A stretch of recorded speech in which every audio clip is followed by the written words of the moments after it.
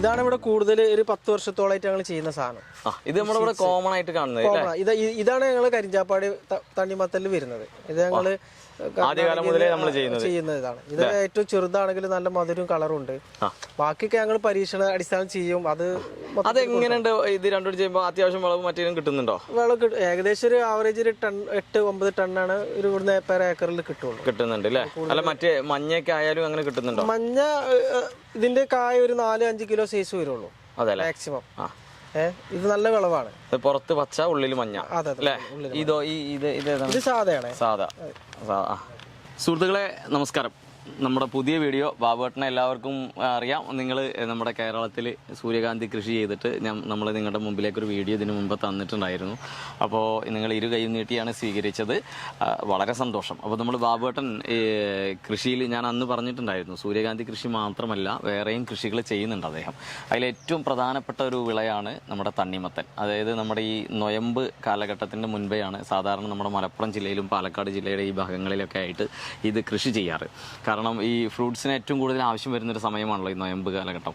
അപ്പോൾ അതിന് മുന്നോടിയായിട്ട് ബാബുവേട്ടൻ ശരിക്കും അത്യാവശ്യം തണ്ണിമത്തൻ കൃഷി ചെയ്യാറുണ്ട്. പക്ഷെ അത് ചെയ്യുമ്പോഴേ നമ്മൾ ഇന്ന് കാണിക്കാൻ പോകുന്നത് ശരിക്കും അദ്ദേഹത്തിന് നെൽകൃഷിയും മറ്റു കാര്യങ്ങളൊക്കെ ഉണ്ട്. അപ്പോൾ നെൽകൃഷി കഴിയുന്നതോടുകൂടി എല്ലാവരും എന്ത് ചെയ്യുമെന്ന് വെച്ചാൽ നെൽകൃഷിയൊക്കെ കഴിഞ്ഞ് പിന്നെ ആ പാടമൊക്കെ കൊത്തിക്കളച്ച് തയ്യാറാക്കിയിട്ടാണ് ഈ തണ്ണിമത്തനൊക്കെ കൃഷി ചെയ്യാറ്. തണ്ണിമത്തൻ മാത്രമല്ല ഇതുപോലെ നമ്മുടെ വേനൽക്കാല കൃഷികളൊക്കെ ചെയ്യാറ്. എന്നാൽ അതിൽ നിന്നും വ്യത്യസ്തമായിട്ടാണ് ബാബുവേട്ടൻ ചെയ്യുന്നത്. അതാണ് നമ്മൾ ഇന്നത്തെ നമ്മുടെ വീഡിയോയിലൂടെ കാണിക്കുന്നത്. തണ്ണിമത്തൻ കൃഷി ചെയ്യുമ്പോൾ നമുക്ക് ഒട്ടും സമയം വൈകിപ്പിക്കാതെ എങ്ങനെ അതിനെ വളരെ പെട്ടെന്നൊരു വിളവിലേക്ക് എത്തിക്കാം എന്നുള്ളതാണ് നമ്മുടെ ഇന്നത്തെ വീഡിയോ.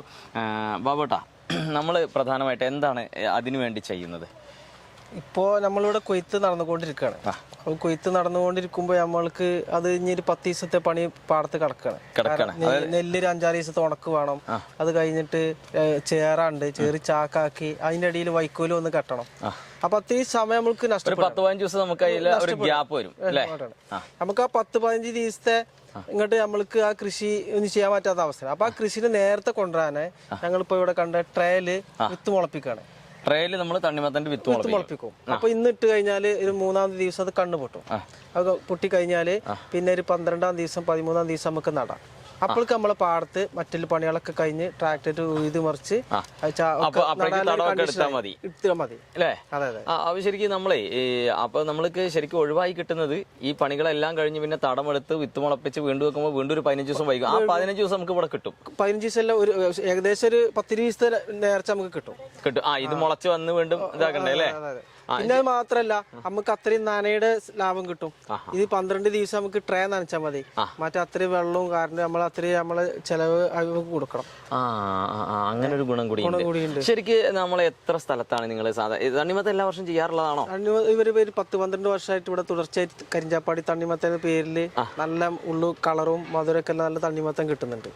ഞങ്ങൾ ചെയ്യാറുണ്ട്. ഈ വിത്ത് നമ്മൾ എവിടെ നിന്നാണ് സംഘടിപ്പിക്കുന്നത്? വിത്ത് ഞാൻ നേരത്തെ ആദ്യത്തെ ഇതിൽ പറഞ്ഞ പോലെ കർണാടകയും തമിഴ്നാടും ഞാൻ ഒരുപാട് സ്ഥലങ്ങളിൽ പോയിട്ട് അവിടുന്ന് ഒരു 10-15 വെറൈറ്റി കൊടുന്ന് അതിൽ ഏറ്റവും നല്ല ഒരു 2-3 സെലക്ടഡ് ആണ് ഇപ്പൊ ഇവിടെ ചെയ്യുന്നത് അല്ലേ? നമ്മൾ എത്ര ഏക്കർ ചെയ്യുന്നുണ്ട് ഇവിടെ? ഏകദേശം ഒരു 10-30 ഏക്കറോളം തണ്ണിമത്തനും വള്ളിയൊക്കെ ചെയ്യുന്നുണ്ട്.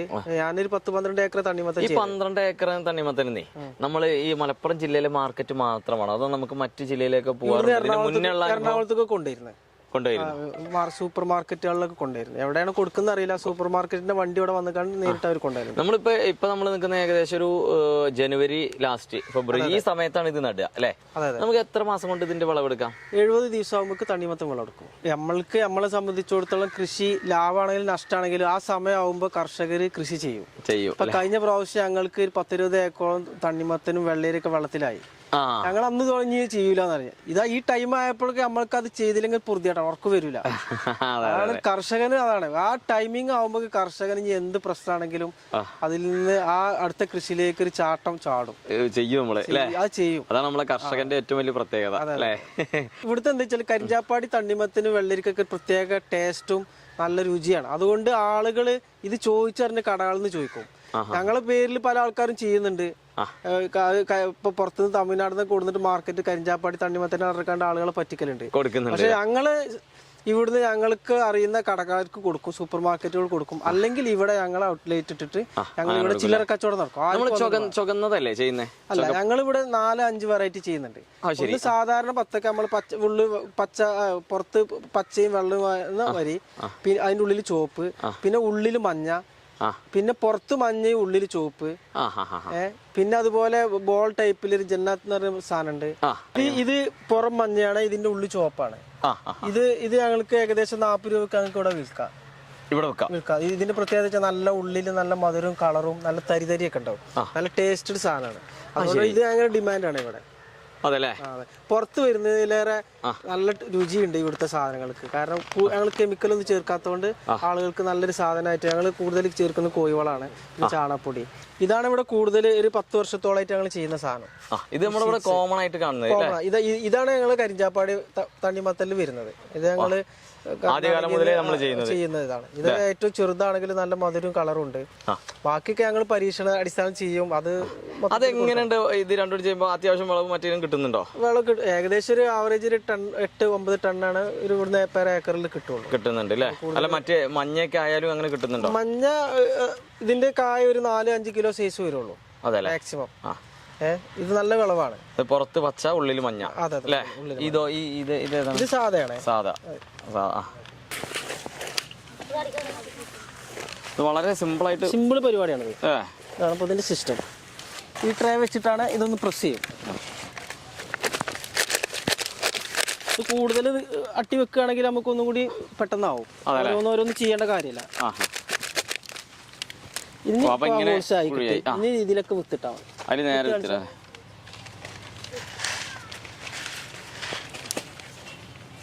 എന്നിട്ട് പെട്ടെന്ന് ഇങ്ങനെ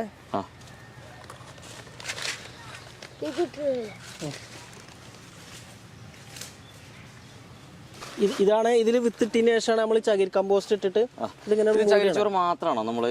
ചകിരി കമ്പോസ്റ്റ് ആണ്. ശരി.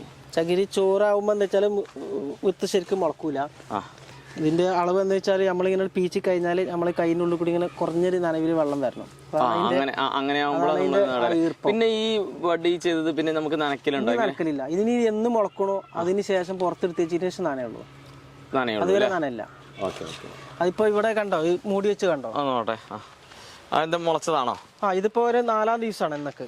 ഇതിപ്പോ 4 ദിവസമായിട്ടുണ്ടാവും. ഇന്നൊക്കെ ഇത് മുള പൊട്ടണം. അതാണ് നല്ല വിത്തിന്റെ പ്രത്യേകത. കണ്ടോ, ഇന്നൊക്കെ ഇത് മുള പൊട്ടി. ഇതിപ്പോ 4-ാം ദിവസമാണ് ഇന്നൊക്കെ. ഇപ്പൊ ഇത് മുളയായി. ഇതിങ്ങനെ ഒരുപോലെ മുളക്കണം എങ്കിൽ അതിന്റെ എല്ലാത്തിലും ഒന്നും മിസ്സായി പോയിട്ടില്ലേ? വളരെ കുറച്ചേ മിസ്സായി പോയിട്ടുള്ളൂ.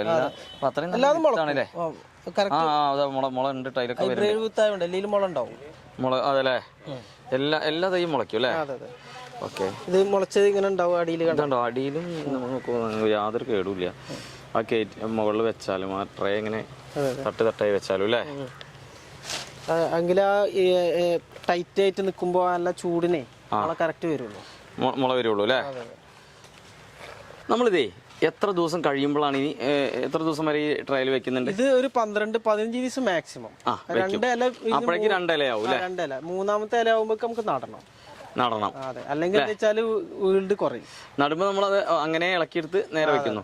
ഞങ്ങളെ കൃഷി രീതി ഇങ്ങനെയാണ്. ഞങ്ങളിത് ട്രാക്ടറായിട്ട് ഒന്ന് പൊടിക്കും, 2 ചാല് പൊടിക്കും, നല്ല പൊടിയാക്കും. പൊടിയാക്കിയതിന് ശേഷം ചെറുതായിട്ട് കൈക്കോട്ടിട്ട് ചെറിയൊരു ഏരി എടുക്കും. ഇങ്ങനെ ഏരി എടുത്തില്ലെങ്കിൽ എന്താ വെച്ചാൽ മഴ വന്നു കഴിഞ്ഞാൽ വെള്ളം നിൽക്കുമ്പോ ഒരു പ്രശ്നമുണ്ട്. അപ്പൊ അതിനൊന്ന് ഒത്തിരി പൊക്കി കഴിഞ്ഞാൽ അഥവാ ഒരു മഴയൊക്കെ പെയ്യുകയാണെങ്കിൽ ഇത് തമ്മിൽ എത്ര വീതി വേണം? കാരണം ഇതിന്റെ 1.5 മീറ്റർ 1.5 മുതൽ 2 മീറ്റർ വരെ വെക്കാം. അത് നമ്മൾ ഇതാണ് പൈപ്പ്. ഇത് ഏകദേശം ഇപ്പൊ 30 സെന്റിമീറ്റർ ആണ് ഇതിന്റെ ഹോൾസ്. ഇവിടെ ഹോൾസ് ഉണ്ടെങ്കിൽ പിന്നെ ഇവിടെയാണ്. അപ്പൊ ഇത് 40 ആണെങ്കിൽ നമുക്ക് കുറച്ച് അടുപ്പാക്കാം. 30 ആണ്. അത് വള്ളി പടക്കുന്നതിനനുസരിച്ച് നമ്മൾക്ക് അങ്ങോട്ടൊക്കെ ചെറിയ ചെറിയ വ്യത്യാസങ്ങൾ വരും. ശരി. എന്നിട്ട് നേരെ കോഴിക്കാഷ്ടല്ലേ? ഇതിന്റെ മേലെ ഈ പൈപ്പ് ഇട്ടതിന് ശേഷം ഷീറ്റ് ഇട്ടിട്ട് മൂടി ചെയ്യും. എന്നിട്ട് ചെറിയൊരു നന കൊടുത്തതിന് ശേഷം ഹോൾസ് അടിക്കും അല്ലേ? അതെ. അപ്പൊ നമ്മൾ ഈ പൈപ്പിന്റെ ഹോൾസിനനുസരിച്ചിട്ട് വേണ്ടത്? അതെ, അതാ ഷീറ്റ് ടൈറ്റ് ആയിട്ട് നിൽക്കുമ്പോ നമുക്ക് ആ ഹോൾസ് ഉള്ള സ്ഥലം നമുക്ക് അറിയാൻ പറ്റൂലേ? അല്ലെങ്കിൽ 30 സെന്റിമീറ്റർ അറിയുന്നവനാണെങ്കിൽ ഇപ്പൊ ഞങ്ങളെ സംബന്ധിച്ചോളം പ്രശ്നമല്ല. ആ ഗ്യാപ്പ് അനുസരിച്ച് അടിക്കും. 1 ഇഞ്ച് അങ്ങോട്ട് വ്യത്യാസം കുഴപ്പമൊന്നുമില്ല, ഈർപ്പം കിട്ടും അല്ലേ? അതെ. കഴിയേണ്ടതും ഈ ഹോൾസിന്റെ കുറച്ച് വിട്ട് ചെയ്യാം. കാരണം ഹോൾസിന്റെ അടുത്താണെങ്കിൽ പെട്ടെന്ന് വെള്ളം കിട്ടുമ്പോൾ ചെടിക്ക് വളർച്ച ഈ വേരോട്ടം കുറയും. അപ്പൊ കുറച്ച് അകലത്തിൽ നടുന്നത് നല്ലതാണ്. പക്ഷെ അതിന്റെ പ്രശ്നം എന്താ വെച്ചാല് വിത്തിന്റെ സമയത്ത് ചിലപ്പോ വിത്തിന് വെള്ളം കിട്ടിയില്ലെങ്കിൽ വിത്ത് മുളക്കൂല. അങ്ങനെ പ്രശ്നമുണ്ട്. അങ്ങനെ മുളച്ചു കഴിഞ്ഞാൽ കുഴപ്പമില്ല. മുളച്ചു കഴിഞ്ഞാൽ പിന്നെ നമുക്ക് ആ തയ്യാണ് നട്ടാൽ മതിയല്ലോ അല്ലേ? സുഹൃത്തുക്കളെ, എപ്പോഴേ നമ്മുടെ ബാബുക്കാൻ്റെ കൃഷി രീതികൾ നിങ്ങൾ കണ്ടു. അതിൽ ഏറ്റവും പ്രത്യേകം എടുത്ത് ശ്രദ്ധിക്കേണ്ട ഒരു കാര്യം എന്താ വെച്ചാൽ, അനുഭവ സമ്പത്ത് എന്ന് പറയുന്നത് ചെറിയൊരു കാര്യമല്ല. വർഷങ്ങളായിട്ട് കൃഷി ചെയ്തുകൊണ്ടിരിക്കുന്ന ആളുകളിൽ നിന്ന് വരുന്ന ഒരുപാട് അറിവുകളാണ് ഈ ബാബുക്കാൻ്റെ ഈ ഒരു വീഡിയോയിലൂടെ നിങ്ങളുമായിട്ട് നമ്മൾ ഷെയർ ചെയ്തത്. അത് എടുത്തു പറയേണ്ട കാര്യമുണ്ട്. ഇപ്പോൾ പുള്ളി പറഞ്ഞൊരു കാര്യം നിങ്ങൾ എപ്പോഴും ഓർത്ത് വെക്കണം. കാരണം നമ്മൾ കൃഷി ചെയ്തു, ചിലപ്പോൾ വെള്ളം കയറാം, ചിലപ്പോൾ നമുക്ക് നഷ്ടം സംഭവിക്കാം, ഇതൊക്കെ സംഭവിക്കാം. പക്ഷേ ഒരു കർഷകനെ സംബന്ധിച്ചിട്ട് അടുത്ത വർഷം അതേ സമയം വരുമ്പോൾ ആ കൃഷി ചെയ്യാതിരിക്കാൻ ഒരു യഥാർത്ഥ കർഷകനാണെങ്കിൽ അദ്ദേഹത്തിന് അത് കഴിയില്ല. കാരണം അത് ചെയ്തേ പറ്റുള്ളൂ. അതിപ്പോൾ നഷ്ടമാവാം, ലാഭമാവാം, എന്തുമാവാം. അത് തന്നെയാണ് ഒരു കർഷകൻ്റെ മനസ്സെന്ന് പറയുന്നത്. ആ മനസ്സ് എപ്പോഴും ബാബുക്കാല് അത് തെളിഞ്ഞു നിൽക്കുന്നുണ്ട്. അത് തന്നെയാണ് അദ്ദേഹത്തിന് ഈ കൃഷി രീതികളിലൂടെ എന്നും കടന്നു പോകുവാൻ കഴിയുന്നത്. അപ്പോൾ ഞാൻ മുൻ വീഡിയോകളിൽ പറഞ്ഞ പോലെ നമ്മൾ ഒരു കേരളത്തിൽ പരമ്പരാഗതമായി കൊണ്ടുവന്നിരുന്ന കൃഷി മാത്രമല്ല, ആ കൃഷി നിലനിർത്തുന്നതിനോടൊപ്പം പുതിയ കാര്യങ്ങൾ അദ്ദേഹം ചെയ്തുകൊണ്ടേയിരിക്കുന്നുണ്ട്. അപ്പോൾ തീർച്ചയായിട്ടും വരും കാലങ്ങളിൽ അദ്ദേഹത്തിൻ്റെ നല്ല കൃഷികൾ വീണ്ടും നമ്മുടെ ചാനലിലൂടെ നിങ്ങൾക്ക് കാണിച്ചു തരും. എന്തായാലും ഈ തണ്ണിമത്തൻ നടുന്ന രീതിയും അതിനെ ഒരു സമയം അഡ്ജസ്റ്റ് ചെയ്യുന്ന രീതിയും നിങ്ങൾക്ക് എല്ലാവർക്കും ഇഷ്ടപ്പെട്ടു എന്ന് വിചാരിക്കുന്നു. തീർച്ചയായിട്ടും ഈ വീഡിയോ ലോകമൊട്ടാകെ എത്തിക്കുക. ബാബുക്കാനെ പോലെയുള്ള കർഷകർ തന്നെയാണ് ലോകമൊട്ടാകെ അറിയേണ്ടത്. അപ്പോൾ ഒട്ടും വൈകാതെ നമുക്ക് അടുത്തൊരു വീഡിയോയിൽ കാണാം. ഇതുവരെ തന്ന എല്ലാ സപ്പോർട്ടോടും കൂടിയിട്ട് നമ്മൾ